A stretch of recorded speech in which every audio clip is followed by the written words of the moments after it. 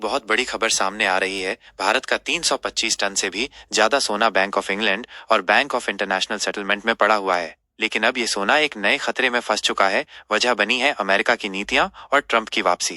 क्या भारत को तुरंत अपना सोना वापस मांग लेना चाहिए और क्या ब्रिटेन की ये बैंक डिफॉल्ट कर सकती हैं? इस वीडियो में हम इस खबर को विस्तार से समझेंगे। दरअसल सोने की कीमतें इस समय रिकॉर्ड ऊंचाई पर पहुंच चुकी हैं।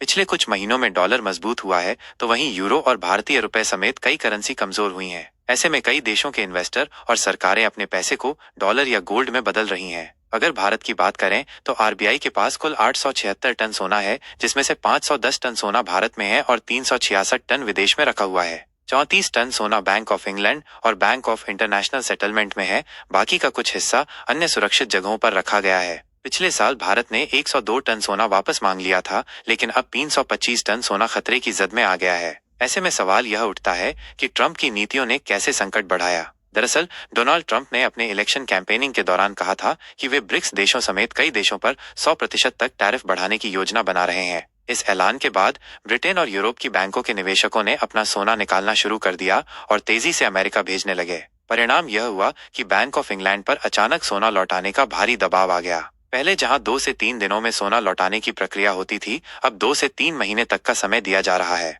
कई एक्सपर्टों का मानना है कि बैंक ऑफ इंग्लैंड के पास असल में उतना सोना अब मौजूद ही नहीं है।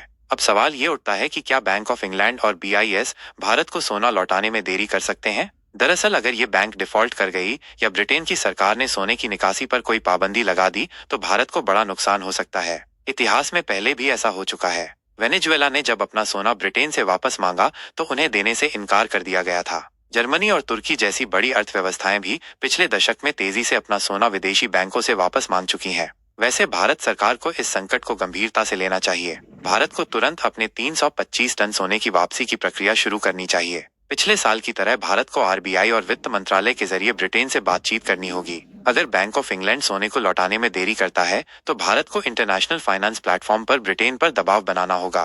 खैर, कुछ भी हो, अब अगर ये सोना वापस नहीं आता है तो भारत को बड़ा आर्थिक नुकसान झेलना पड़ सकता है। अब आपसे सवाल है कि क्या आपको लगता है भारत को तुरंत अपना 325 टन सोना वापस मांग लेना चाहिए? क्या बैंक ऑफ इंग्लैंड डिफॉल्ट कर सकता है या फिर हमें वहां अपना सोना भी सुरक्षित रखना चाहिए? आपका क्या कुछ कहना है? हाँ या ना में कमेंट कर जरूर बताएं।